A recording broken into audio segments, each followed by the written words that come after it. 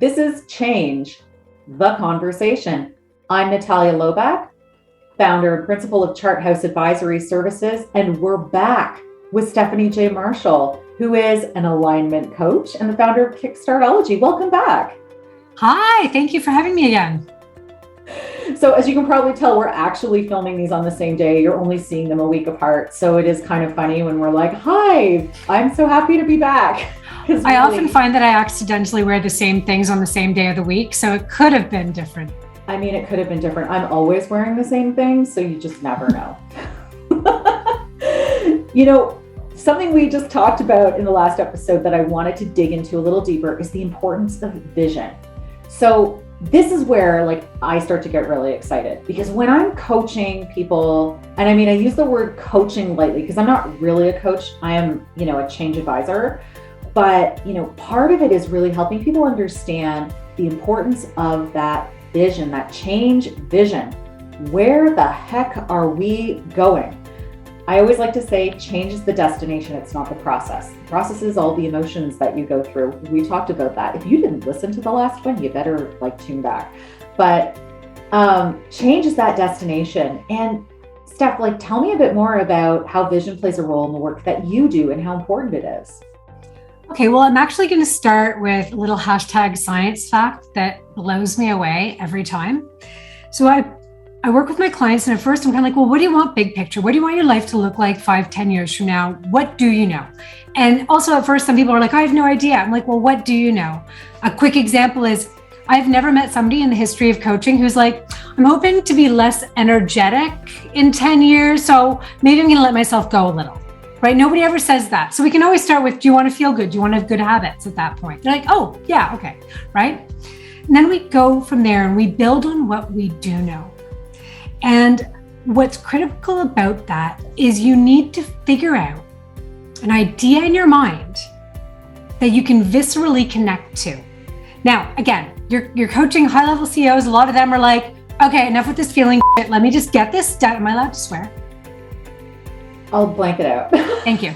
Sorry. Don't worry. Go ahead. They're trying to get all these things done. They're like, I don't have time for feelings. Can we just deal with the problem? And I'm like, not yet. You're going to get a lot faster results if you do this big picture. But here's the science fact I want to share that blows me away. They did this study. I forget who right now. I can send you the notes probably after this. And they did on 8 different continents. And it was done on heroin addicts in prison trying to quit heroin and top level CEOs trying to change some habits. Okay. Wow. And what they found is that 95% of the people who create lasting behavioral change begin by viscerally connecting to an idealized version of themselves. Amazing. Right? Yeah, it's incredible. And that is when you're trying to figure out the change that you're trying to lead, that vision piece around what do you want that organization or that group, that environment to look and importantly feel like, right? And you know what? Actually, I'm going to go one step further. It's not even so much what do you think it should be. Part of the whole exercise is what could it be like, right? And it's using your creative energy and imagination, which is a different part of the brain than the one that's just trying to do the math of the how. And believe it or not, those 2 parts of the brain, they can't be on at the same time because when they suppress each other.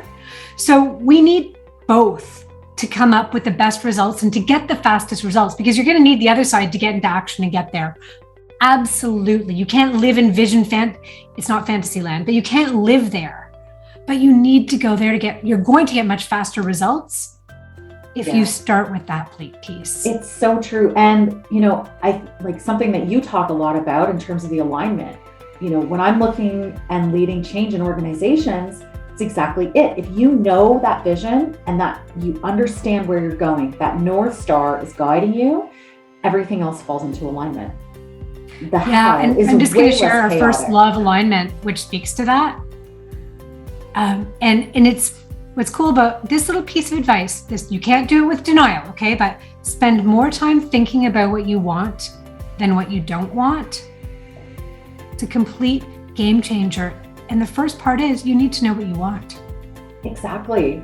And for people who are looking at change and intentionally leading change, whether it's in their own lives or on behalf of others, you're not focusing on all of the negative things. You're not focusing on escaping, or you shouldn't be. Like, you shouldn't be focusing on, we don't want this result, so this is why we're changing. Yeah. You want to be focusing on, we're changing because of the possibility, because of the opportunity, because of the positive things. I love that. And that's not to say that you ignore the things that don't work, because clearly that would be a problem, right? Yes, exactly. But when I say spend more time thinking about what you want, that's the key. And it sounds so simple, and it sounds like we're frolicking in the fields happily, but it actually isn't. And it's a habit that will change your life. And it sounds so easy, but it's actually kind of difficult for most people at first. It's amazing. And, it's one of the things that had a real impact on me, Steph. So I thank you for that. And for, anyone considering, taking a deep dive and really working on yourself, I can't recommend Steph enough. So you are so welcome.